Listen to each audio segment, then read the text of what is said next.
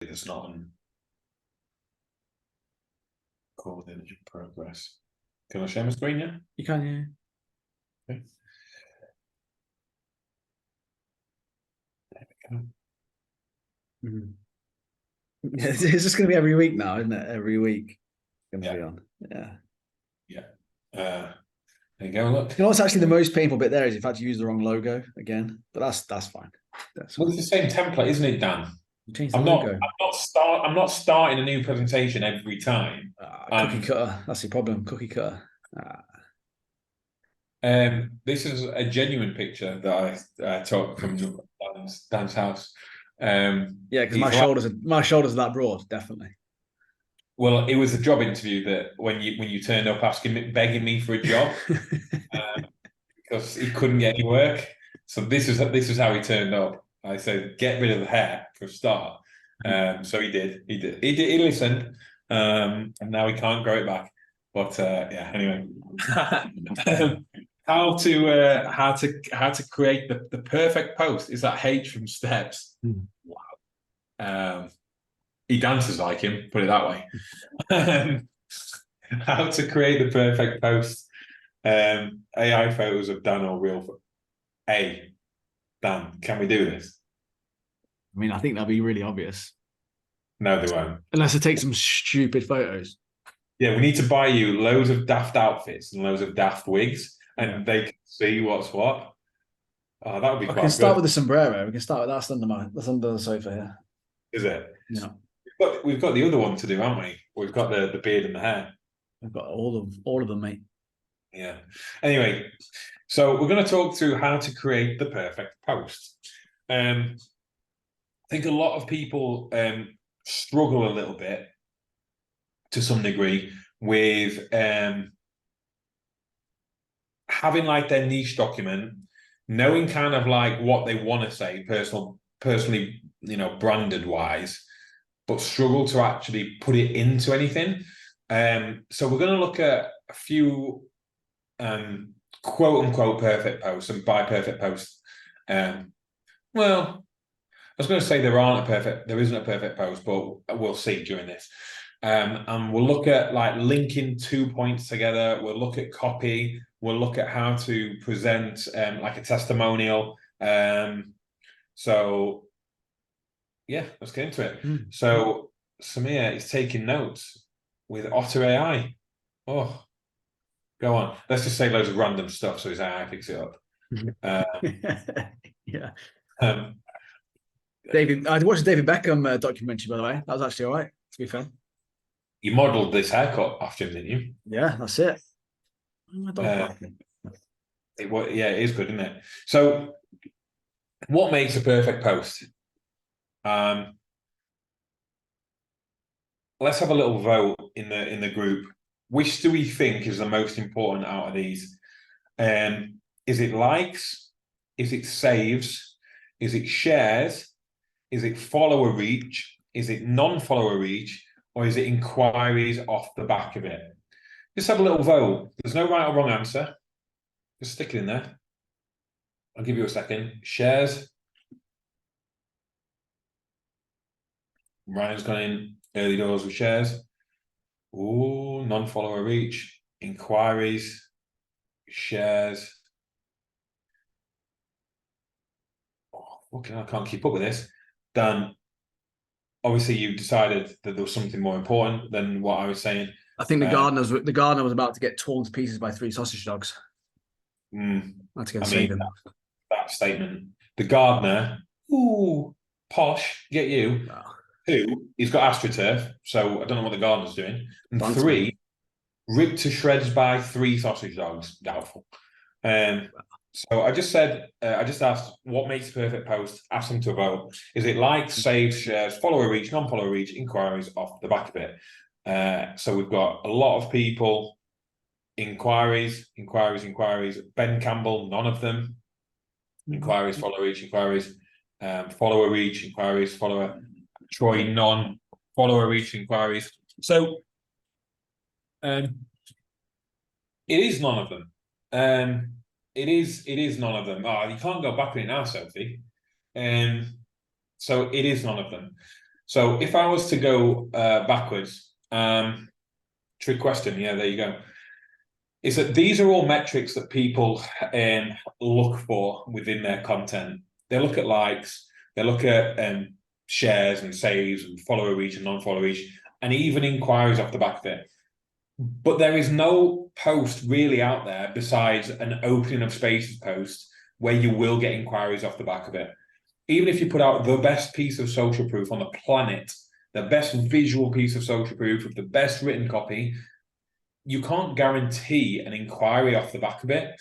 So judging something based off a metric that's not, it's almost like it's the wrong thing to go off. So for example, I could make a post now and somebody might inquire off the back of it. Does that mean that I make every single post like that? No, it doesn't. We have some reels that have more non-follower reach than others. Some that have more follower reach than others, some that have more saves, some that have more shares. Does it mean that you have to play into those things and create content like that? No, because you'll always be chasing your tail because they're the wrong things to be looking at. Or, is it sometimes that it's a good indicator as to what your audience maybe like? Potentially. But I wouldn't say that you craft the perfect post based off of these things. Dan? Also, you're going to need over the course of your content, you're going to need a variation of all those things anyway, as well, in terms of like what the goal of a post is. Like I had to say to someone the other day that a goal of their call to action post wasn't necessarily to get people to inquire about coaching there and then. Like Mike said, there's only one type, which is the extremely blunt post. But even then, when you post them, you get people message you a day later or over a weekend, he's still having spaces. And I think the important thing here to remember is to think about how you use social media, to think about what it was that this, why you decided to reach out to one of us, why you decided to join a members group, whatever it was. I bet there was no one post that you read in isolation and went, right, I'm going to do it now. It's because you've seen all the other types of posts we've been posting. So there'll be some posts that you did like, there'll be some posts you did save, there'll be some posts you did share with a friend. And from that, you then get the inquiry off the back of it. I think that's the key thing there is like, obviously I knew it was going to be none of them, definitely, with that. But like the whole thing about the perfect post we say is was it directed to your niche in your own voice? Because they're the two things that really all throughout this is going to lead to you then having something within your content that's going to make them go, yeah, this guy's for me. This girl's for me. This person's for me, right? Whatever it is. And let's just assume that you need to have 1,000 of those little things going, yeah, that's for me. Let's assume you need 1,000 of them. Like, you don't know which post was the 1,000th one that made them go, yeah, that's the thing that I need. And that's why they reached out. You'll never know that. The reason some of the metrics are useful, though, as Mike said, is that you don't ignore them entirely because it does then direct your content. So you go, okay, cool. Well, which post I need to post more of because my audience do seem to like them. They do seem to enjoy them. That will maybe get them to that 1,000 number I just made up quicker than it would if you didn't post them, right? So there's obviously reasons you would look at all those other things, but you do need to have a blend of all of them. You can't just post stuff that gets non-follower reach, for example, like a lot of people who blow up and get loads of followers. You can't just do that because they might be completely the wrong audience. They might never buy from you. They might look at me for freebies all the time.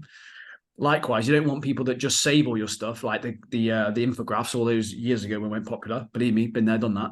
But never ever bought from you, didn't care who you were. Just there for the information. So you have all those things combined, I think, within it. And I go through phases with certain coaches where I'm like, what's the phase we're in right now for this month? And what content do we need to post more of to get more of that type of goal? Whether it is non-follower reach, because we could looking to grow, whether it is more saves, whether it is more inquiries. We know what type of content we need to post a little bit more of to get those more frequent inquiries, saves, non-follow reach, whatever it is. But you can't look at a post in isolation and just be like, well, that's the thing I need to do because it's going to get me where I want to be. It doesn't work like that. Yeah, I think you made a rare good point there with My one for the month. Yeah, that's it. That's ticked off. Yeah. So that it is accumulation with all of the posts, like, and I think putting in yourself into that in terms of like what made you kind of come into coaching with us or get the members group, it probably wasn't one post. So I like that, Dan. Like it's over time that you've seen enough of us and enough demonstration that we know what we're talking about to some degree. The other thing as well, like, I don't know if anyone's noticed this or anyone tracks numbers. I don't track these numbers personally. I'd be interested to see if other people do. Is what day of the week you maybe get more inquiries on? Again, sounds ridiculous. I feel like for me personally, I get more inquiries at a weekend. If I was to look at it, I think I can't remember thinking back. And my assumption with that has always been because it's time where coaches kind of like switch off and have their downtime, that they're able to process things and go, yeah, do you know what? I am actually going to do that rather than making a rash decision through the week. And I don't know the exact numbers. I'd be interested to see and if there was a general trend towards where people are spending a little bit more time. Because I always wonder, I always find it weird. And the reason I bring it up is because I feel like I post testimonials and transformations or whatever during the week. And it's only at the weekend that I get something off the back of it. Oh, I saw that post and just started to reach out. So I don't know if there's a part of it where, again, with fat loss people, whether it seems to be, the Sunday evening, like Luke's just put there, I wanted to start on Monday, or whether it is a Wednesday, Thursday where they tried it themselves again, they still didn't go to the gym, still didn't do anything. Again, I don't know. But it'd be worth looking at that because I actually think that's probably as much an indicator of when someone's going to inquire as it is, as it is worrying about which post it's going to be they're going to reach out on. So I think it'd be interesting to look at that as well and think, and again, it goes into that whole mold of when you're the person for them, they've seen enough of your content. It's almost like once they have had enough time to relax and make the right decision for them rather than base it on stress and anxiety and through the week, maybe when they're working. Just interesting. I think it's something to look for. Yeah, interesting. And also usually around paydays as well. Like that's another thing is that I think that you're less likely to sign somebody up mid-month, less likely, not impossible, but less likely and more likely to sign them up towards the back end of the month, start of the month. So tailor your content to suit that. But we'll talk about that. I think we covered that later in. I think we do. In fact, we definitely do. So the perfect quote unquote value post. So the perfect post, in our opinion, needs to touch on these points. Niche. Who is it talking to? Opinion. What do you believe about that? And personal brand. What trait or element to convey? So we'll expand on this. It's not about education for most people. Value is going to come from what you believe, i.e., your opinion. The personal branding is the delivery method with the target being the niche. So if you think of it like this, right? The target of the post is the niche. Who are you talking to? The opinion is the value that you're giving them. You're giving them your opinion. And how you're delivering it is the branding. So what I mean by that is it humorous? So, for example, we did the "Hola, mate," last week. We think that that's funny. Other people may not, but we think that's funny. The point that we were conveying within that is that people in your DMs or mentors in your DMs are relentless. They're persistent. Even when they're getting nothing back, they're showing up every single moment. And specifically, this one mentor starts his DM with "Hola, mate." You don't need to specifically have received a DM from this person to understand what we're getting at, although you probably have received a DM from their VA. But they don't do cold outreach. So you didn't know, you didn't need to know specifically who we were talking about, but we delivered it with humor. I could quite easily have gone blunt and spoke about the same thing and gone blunt with it, but we use humor as the delivery method. So personal brand, humor. So depending on what you are in terms of personality wise, that's what your personal brand is. So some of you might be geeky and analytical. Other people might be blunt. Other people humorous. Again, depending on what you and your personal brand stands for. Like our personal brand stands for sarcasm, humor. We are blunt and direct to the point, and everything about what we do conveys that. So when you're looking at, right, okay, so what is it that I want to say to the person who I want to receive it, the target, the niche, and how am I going to deliver it? What style, what trait do I want to convey? Telling stories, using analogies, and making your post relatable is very, very important. Again, me dressing up as a Mexican, lying next to Dan in bed, you might go, what's the point? What's the point of that? Because it's not professional, and people won't take us seriously that we can help the business. But what we like to think is that our target market understands why we're doing it. It stands out.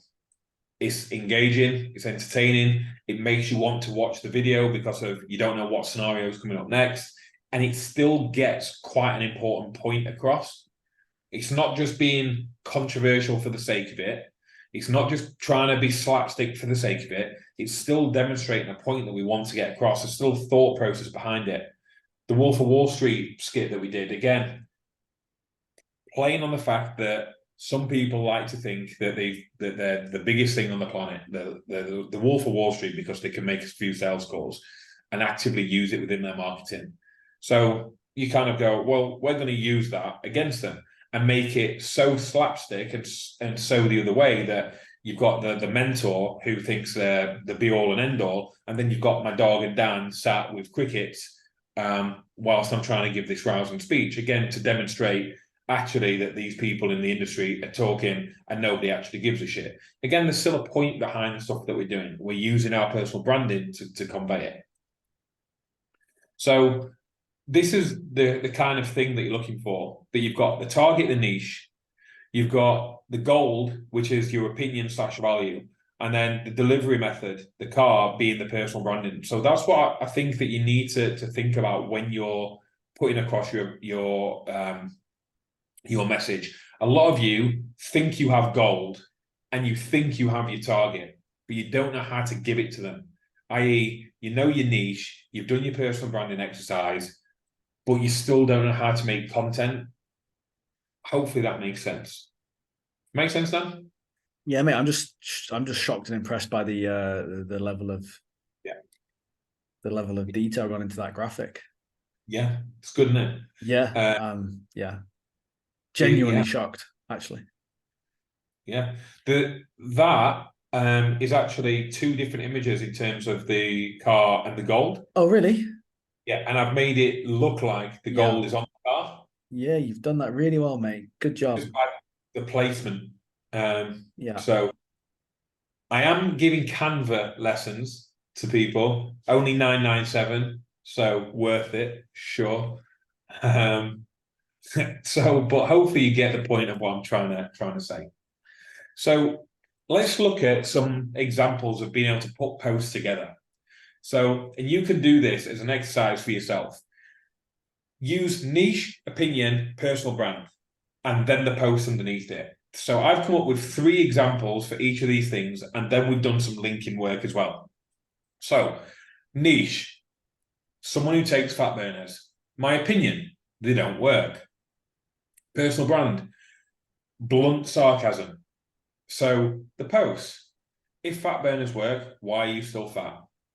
Blunt, sarcastic. Next one, I can rephrase it. Guess what? The next brand of fat burners is also useless. Blunt, sarcasm. Saying the same thing. Niche, opinion. Next post, eating the same but taking fat burners is as useful as a nun's vagina. Blunt, sarcasm. Like, you can kind of see the gist where we're going there. You have your niche, you have your opinion, and then you have your delivery method. Next one. Has tried / contemplating keto. Opinion, useless. Personal brand this time, humor. Keto, for when you want the same results, but you also want bad breath. If you're epileptic, consider keto. If you're anyone else, please just eat carbs. Keto, low mood, poor training, no energy, and breath like a stung string piece. It sells itself. Very, very different to what I see people post usually. These are unique posts because, or, you know, they're unique until somebody copies them. But they're unique because only I say them this way. They're unique because I invented it in my head. I remember one guy, back when I was doing fitness coaching, I used to use very specific wording in my posts. Like, remember when guys were wearing leggings to the gym? I said, he was like, guys wearing leggings in the gym, I can literally see where your bell meets your shaft. Some guys started to copy it. Same wording. And he said, like, he was using the phrases like bag of soup and sock full of custard that I would say back in the day. And I was like, dude, you copying what I'm saying? He was like, no, we can have the same opinion. Like, I was like, yeah, no, I know we can have the same opinion, but you're literally copying what I'm saying. So when you're thinking about what posts that you make, use the things that are inside your head without looking at what other people are doing. I've never seen anybody post like these things, right? Has cheat meals. I've never seen anybody, bar me, say this. Treating yourself for a week of good dieting is like washing your car and treating yourself to a shit on the bonnet. It's an analogy. It's a funny visual image. It gets the point across. It's personally branded with humor. Yet it still speaks to my niche. My niche being has cheat meals. And my opinion being that they're often not needed, certainly in the capacity that most people or my niche use them. My niche doesn't stick to anything all week and eats a cheat meal in the weekend because they deserve it. Rewarding good behavior for food, you're not a fucking Labrador. Cheat meals, because eating all the salad in the week is what's stopping your fat loss. So there's multiple ways of putting posts across and content across. Hopefully this starts to show you. I think the next one is linking, yeah, which I'll wait until we've got Dan's info. But hopefully you can start to see the way that we think with how we're putting across our content. I think with it as well, like you've obviously written those there as one-liners, right? And I think a lot of people again take it very literally. And I talked about this on last week, is like, so you can take that one, so cheat meals, because eating all the salad in the week is what's stopping your fat loss. It can be a one-liner on a Canva image, and you can go into it on the caption, you can talk a little bit more. You can then turn that into a video where there's you and another character. You're there shoveling the salad in during the week, and then you have your cheat meal, and you go, I can't work out what happened to losing weight, whatever. And then the person sat there like, well, for fuck's sake, like, it's not obvious. And then they go, yeah, it's because I need a bigger cheat meal, or because I need to boost my metabolism more, or whatever, right? Getting piss take with that. Then you can write an email about that, and you can again set the scene, set a story, create something out of it. Like, I think too many people as well, they look at this stuff and go, oh, okay, that's one post, but how do I do it another one? Well, there's 3 different types of posts, and you could do, again, you could even probably do a carousel if you wanted to, potentially, right? You could do a rant talking to the camera. You can do walking around your kitchen talking about the same thing. Again, very blunt to the point. So when Mike's got there, like the humor, the personal brand bit, that could be, or you could also have an element of this where if you wanted to add on the delivery, you could be like, well, how am I going to post this? Is it going to be written, video, email, carousel, character skit, rant to the camera, like whatever? And I think then you start having this bank of content. You look back at our content, or even look at our content now if you want, you'll notice that the themes are kind of similar. Like, we talk about very similar topics. It's just that the delivery of it is done in a different way all the time. You have to say the same things over and over again. Like we talked about that 1,000, again, I've made this up completely, but let's say 1,000 pieces of stuff that, you know, your audience need to see. It doesn't need to be different, but they just need to see 1,000 of it at some point. And obviously you wouldn't say the same thing over and over again 1,000 times, but you also don't need to do more than 10, 20 and just recycle it over and over again. Like the amount of times I say to you guys, go back into your metrics. Which ones went well? Which ones are good engagement? Rehash it, redo it. It's the same thing. It needs to be said again. People still aren't listening. People are still listening to Eddie Abu and they're still fucking thinking that they can't eat chicken breast that's frozen. It's still happening. You have to repeat the same things over and over again. I think that's where people get lost, is they look at that one line, post it. Okay, did that post now? Got to come up with something completely different now. No, you don't. Think of it like that. And I think, like you say, you could add in there delivery as a 4th one. And all of a sudden you've got loads more content that you can post and loads more ways to deliver it, and figure out which way your audience prefers it, but also which way you prefer doing it as well. Then you'll start figuring out what your brand delivery kind of is. So for us, we're big on video because we believe we're quite good on video, but also our own audience seem to enjoy them. I don't think that the Mexican video would have come across as well as written. We could try it. We could try it as an email and that sort of stuff. Again, it's just about thinking about what you prefer. But too many of you aren't trying all the different methods. You're just sticking to one, hoping for the best and not trialing it out.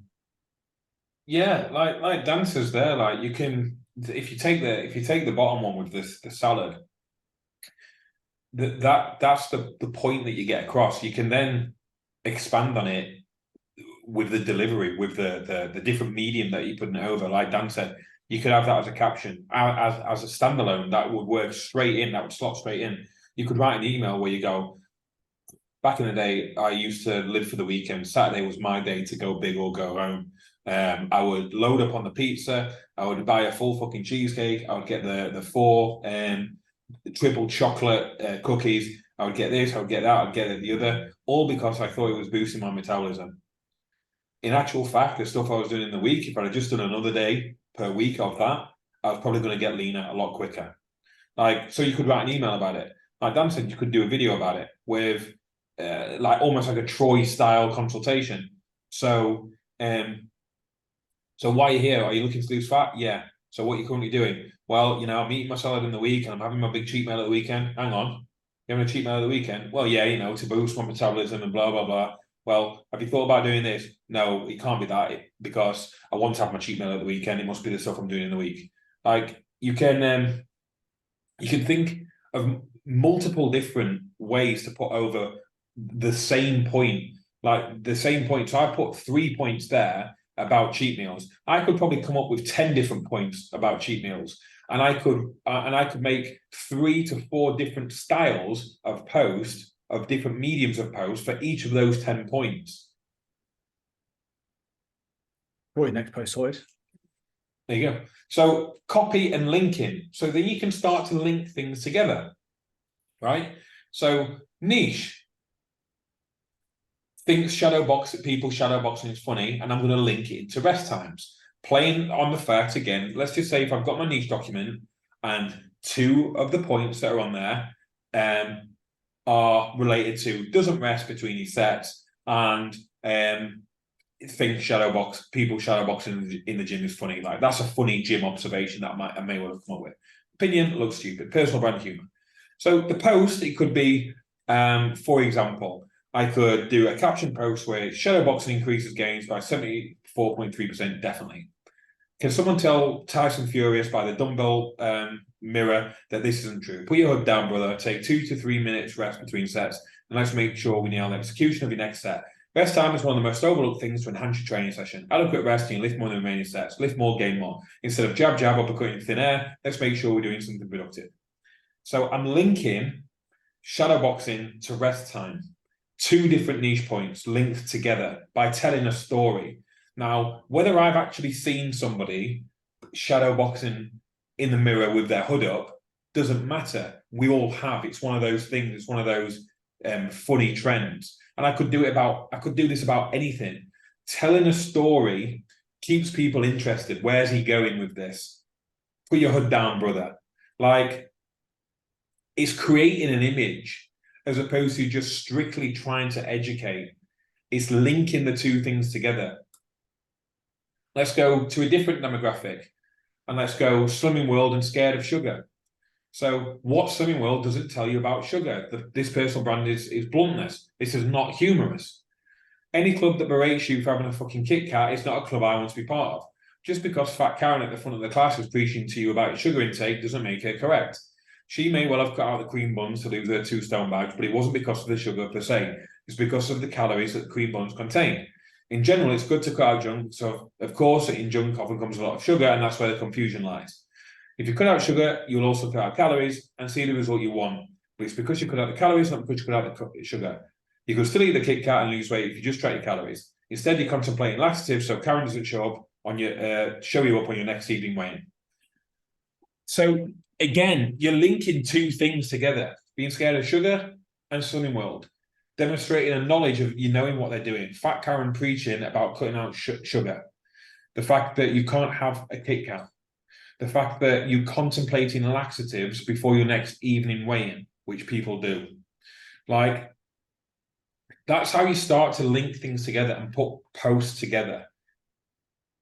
People, again, coaches are very binary about stuff. And instead of like linking segments together, like again, not anything funny in that. Our personal brand is humor, so we would probably add some humor into that. But that is blunt. That is pretty blunt. Copy and linking. So you can go personal brand, technical. So you don't even need to be blunt. Bro splitting, copying bodybuilders. Bro splits are outdated. Just on that, Mike, before you go, like, just get back one thing to the other one. This is the key thing as well that I think a lot of people don't do with their niche. Sorry to cut you off, mate, but See how Mike has started and finished it with something that's related to his niche, that his niche will go, that's me, that's what happens. So this is another thing that people don't do well enough, in my opinion, is like you need to start and finish your caption with something that's very niche specific, because that's going to be the thing that hooks them in and the last thing they're going to remember when they stop reading your post, right? So you see there that there are two situations that people find themselves in. So any club that rates you having a Kit Kat is not a club I want to be part of. Just because Fat Karen at the front of the class is preaching to you about sugar, like that happens at Weight Watchers. It literally happens, right? And at the end, instead you're contemplating laxatives, so Karen doesn't show up and even weigh. Again, niche specific. That's what they leave remembering. Most people just go, you don't need to cut out sugar like Weight Watchers tell you to, which is not niche specific. That's just stating a fact. You're not putting that person in the situation where they find themselves, where they have those emotions, those feelings, all that sort of stuff. Mike then goes on to then talk about, again, she may have cut out the cream buns to lose her 2-stone badge, which again, I imagine they may have badges. I don't know that, but humor a little bit in there as well. Then sort of goes in with well, this is actually what happened, and then finishes with the niche bit. Can you see how that would work and make someone go, oh, fucking hell, yeah, like, that's me. That's why some of you guys, when you start looking at your niche stuff, you get those messages, go, oh, it's like you're talking about me. That's how you do it, is you start and finish on something like that, rather than just going straight in with, oh, I bet someone at Weight Watchers told you to cut out sugar. You don't need to cut out sugar. It's just all about calories. That's the same thing said, but evokes no emotion, doesn't put you in that position, in that situation where you're feeling it, where you recognize it. And all of a sudden that content hits differently because of the situation that you put yourself by reading it. That's what all the best books do, is that you feel like you're in the situation, you feel like you can imagine what's around you. In fiction books, right? Even non-fiction to a degree, you read someone's biography or whatever, you feel like you're there with them. You feel like they explain it all, that you're feeling the same things, emotions. And all you're trying to do is the same thing with your niche. So the start and the end is really important with that, for those two reasons I just explained. Sorry, mate, to cut you off. But No, it's all good. So Logan, none of these posts have a CTA. Does this matter? And how often should we use CTA? Sometimes feel like follow me or reach out for more support can ruin the post. It should naturally feel right, and I'm going to actually go into. It's bizarre you've actually asked this question, but I go in at the end. There's a slide at the end which shows you what posts are suitable for what CTAs. So stick around.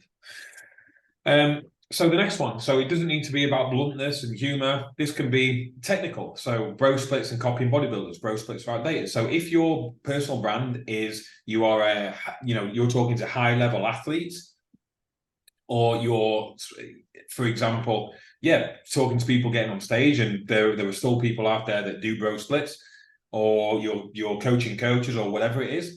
If you're following a bro split, you're leaving results on the table. The truth is, your favorite bodybuilder will be likely the size of a house with delts like cannonballs, so it's making sense for you to hit those 19 exercises on shoulders with all the drop sets and supersets imaginable. Again, like Dan said, I'm telling a story. People will have followed a favorite bodybuilder with cannonball-sized delts that do 19 exercises on shoulders, doing front raises, lateral raises, rear raises, fucking Y raises, fucking doing the same thing over on the cable machine. Everything. But here's the facts. They're like their own gear, so what works for them might not work for you. If they change their training, they maybe could even be bigger. There's a sweet spot with volume, blah, blah, blah, blah, blah.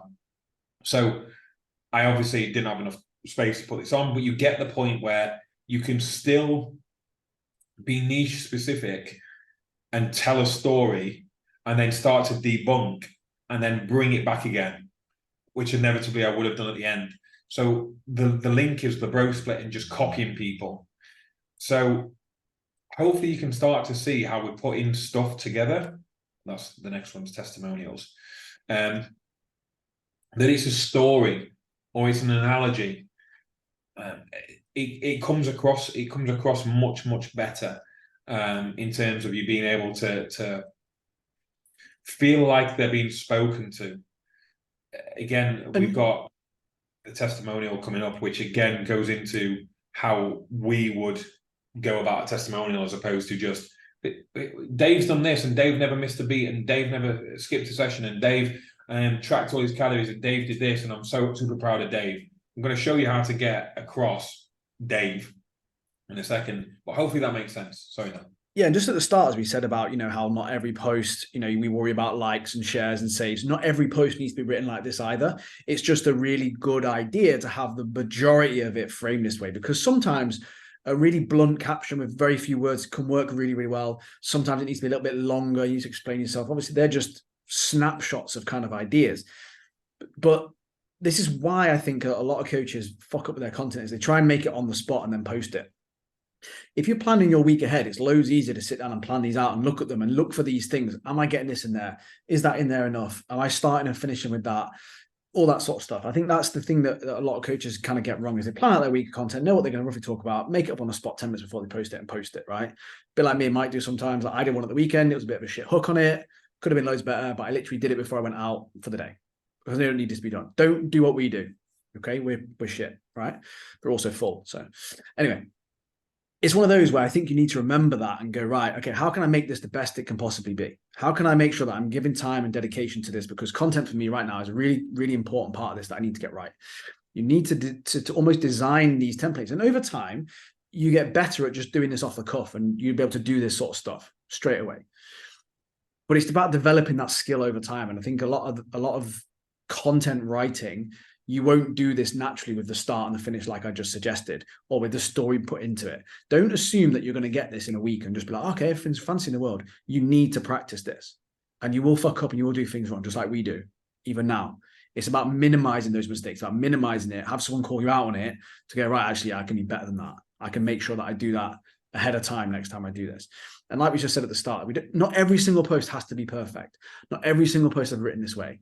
But if we can get as many as possible like this, and as many of our testimonials as possible like this, you're just increasing the chances of that person getting a little bit more buy-in a little bit quicker and getting them to the point where they're ready to just go, right, I'm ready to reach out now.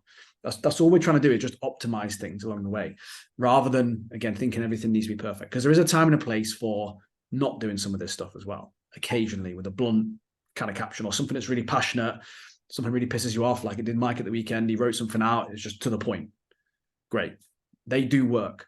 My point is that works a lot better when you're used to doing it this way, when you practice this, and you're good at drafting and redrafting stuff, then your natural writing becomes better anyway, and you can get away with it a little bit more. Yeah, absolutely. So testimonials. So most people's testimonials go on about, well done, Dave. Dave's lost 10 kilos. How would you feel losing 10 kilos?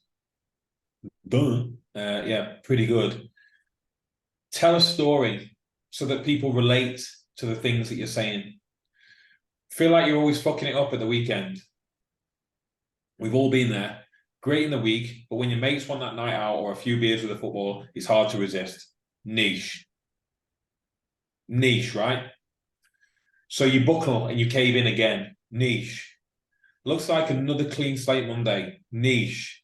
Frustrated with yourself, you think, if only you could stay on track. Niche. I'll let you into a secret. You can. Solution. The issue you're currently having is you've got no way of making your goals accessible with your current lifestyle, and instead you're trying to stop your life to see success. It will never happen. That's why with bespoke one-to-one coaching, we design your program around you. So if you like beers with the boys, we will build it in. Yes, we'll still push you, but you won't have to keep starting over again every week. Social proof. Just like Dave, who lost 10 kilos, built his chest and his biceps, and didn't give up a single social. So if you want results like Dave, where you can have both the beers and the biceps, drop me a DM for all the info.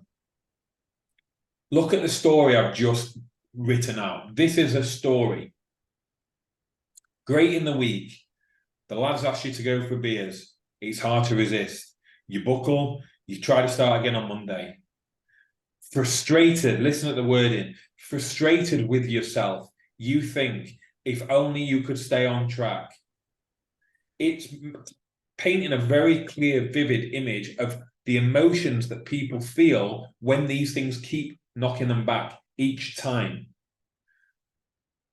See how this is different to what most people put out. Hopefully you can see what we're doing there. It's hook. I was going to talk them, the dogs are barking. That's why I stopped. Let me mute myself because I'm going mad. Laura's coming. It's hook. It's niche related problems in a story format. It's then the solution. It's then the social proof of Dave backing it up at the end. Don't make it about Dave at the start. Nobody gives a fuck about Dave. They give a fuck about themselves. You use Dave as the social proof at the end, and then the solution, then the CTA. It's exactly the same as a sales call. Your testimonials are a sales call in a post. It's where you've got the hook, you're replacing it with rapport. You then go into niche related problems in their story, except they will talk about it. On a sales call, you will then talk about the solution to those things and say, you sound just like my client Dave, who did this and did that and did the other. In fact, you sound like a lot of my clients who come in, usually expecting this and wanting that. And then you go into your closing of the call. Your testimonial is a sales call on a post. Anytime we've ever done a webinar to sell something, it's a sales call in a webinar.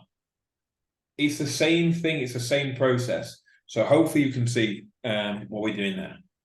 Yeah, people are just selfish with your content. They want to know what's in it for them. They literally do not care about anything else. So the one great question to ask yourself anytime you're writing a bit of copy or you're doing a CTAs or anything like that is to ask yourself the question, so what? So what? Like, so many of us write things and we think that it's providing value, or we think that it's going to make someone reach out, or we think that it's amazing, but it's like, ask yourself that question, so what? So what? Well, if you want that, you can reach out here and you can get the same thing, right? And so many people, when they write content, they make it's just so selfish. It's about them as a coach or their client or how amazing they are. The other person seeing it is going, well, so what? I don't care. What's in that for me? There's nothing in it for me. Make sure there's something in it for the reader. And then the other thing as well, throughout all this, I think it's really important that I still see some people kind of mess up, is remember you are talking to one person throughout everything that you do here. Everything that you write, you're not talking to a group, you're not talking to a collective, you're talking to one person. So you need to write it as if you're writing to one person. It's you. Not, I speak to loads of women and I hear this and I hear that and I hear loads of women say this problem. You're not speaking to loads of women. Speak to one person. You're speaking to one person entirely. People don't want to know what groups people are doing. They want to know what either your client did or what you've done or how you can help them. It's a one-person conversation. So remember that. Again, I see it on stories loads as well. Like, hey guys, no, there's one person. There's only one person watching it. No one's gathered around one phone watching it all together. It's the same with copy and emails. Don't put out a newsletter and address a fucking nation of people. No one's reading it like that. It's one email into their inbox directly from you. It's a one-person conversation to everything. So just remember that. Every time when you read back through a caption or you read some copy, so what? So what? For example, when I say that, I go, oh, we worked with Dave and Dave, managed to sort his training out. So what? Well, so that actually he could fit it around his life. So what? Which meant he didn't skip any sessions, which actually is most of the problems for you is that you don't stick to sessions through the week because you feel like if you miss one, you sack it all off completely. So what? So then what happens is you don't actually see any results, even though you think you're going to the gym because you went twice, 3 days in a row, but you didn't carry on for the rest of the week. So there's always a so what element to it where you can then bring that person in and tell that story rather than just stating facts. A lot of coaches just state facts in their content all the time. And ask yourself, so what, off the back of it.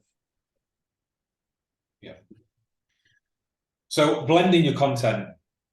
So we fill our feed with 4 main types of posts. You'll probably notice. We have testimonial, and that'll be in the form of like a client case study, a quick win, a video ask. So there's obviously multiple different styles of testimonial, but for me, it's still the same type of post. It's a testimonial, it's social proof, whatever you want to term it. We have a caption post, i.e. the ones, the Twitter style thing, a funny reel, or what we think is funny, and an info reel. We have those 4 types of posts that just go out one after the other. We never do too many caption posts in a row to make it look blocky. We don't post too much social proof to make it look blocky. We blend it. 4 main types of posts. The things that we personally like are personal posts. So we could potentially add a fifth style. We don't tend to do much personal stuff. There's no pictures of Dan on his page, for example. There's no pictures of Mike on my page, for example. So we could do that if we wanted to. But four types. You can just look at it throughout. It's 4 types. Our info reels are probably the podcast style ones, yet there's still personality in those. That's not us completely switching tact and being deadpan. There's still personality in it, but they're more informative. Funny reels, i.e. Mexican skit, caption post, Twitter style, social proof. 4 main types, recycled. So during times you want to push your clients, usually towards a launch or towards a payday, something along those lines, maybe increase social proof and bluntness with calls to actions towards coaching. Mid-month, maybe a little more connection to audience. So if you are using what we've just said there, you could mid-month maybe do more funny reels or more personal posts, because those are the things that are going to connect you to the audience. Towards the end of the month, it might be more caption posts, more testimonials. So we'll go through them here. So a testimonial CTA, so to touch on what Logan was talking about, a testimonial CTA could be towards coaching, i.e. this. If you want results like Dave, where you can have both the beers and the biceps, drop me a DM for the info. Testimonial the CTA would be for coaching. An info reel. The CTA could be towards coaching / a lead magnet. Probably 7-8 times out of 10, lead magnet. 7-8 times out of 10, lead magnet. Funny reel. That's just pure connection to the audience. There would be no need really to do a CTA off the back of it. That is just demonstrating personality for us. Caption, connection to the audience, and you can also use it as a CTA for coaching / lead magnet. So connection to the audience would be with how I'm doing the copy, like this. This will connect to the audience because it's getting my personality over, in my personal branding, it's getting my opinion over. And if I wanted to, it would make sense where I could also do a CTA off the back of one of those things. You see us do it a lot with the members group, something like that, right? And then a personal post, again, you're probably not call to action in off a personal post. If I put a picture of me on and then spoke about why you should join our members group, probably looks a little disconnected. Those are the rough, and again, there's always going to be outliers, so don't take this as verbatim, where it's like, oh, this is the exact thing that I need to do. If you feel like the type of post or what you're trying to convey in the post lends itself to a CTA, then do one. If it doesn't, then don't do one. Anything to add to that, Dan? I think just with that as well, it's remembering that CTAs don't have to necessarily lead to them downloading something or buying something. With the funny ones, you could just put comment below your favorite one-liner you've had from a mentor. Do you know what I mean? Something like that. It's more about getting them to just engage with something. It doesn't have to be too crazy. Again, it could be watching my stories from behind the scenes. It's a call to action. You're just telling them what to do next or where to go. So don't always think of it as it has to lead somewhere. As we said at the start, it's just about connecting with your audience and building up that equity in their brain to go, I like this person. So you don't have to get them to do anything. It could literally just be, like Mike said, the connection to that audience. So don't feel like it has to always lead to something. Obviously, we want to making sure we're doing CTAs for coaching and towards lead magnets regularly. But I do, like, you're right, Logan. Sometimes it does look forced and looks a bit shit. Also, if you're doing a funny thing, I've seen some of my clients do it quite well, where they actively make a joke about, if you click this button, it will really help me out and I can buy myself a new dog or something.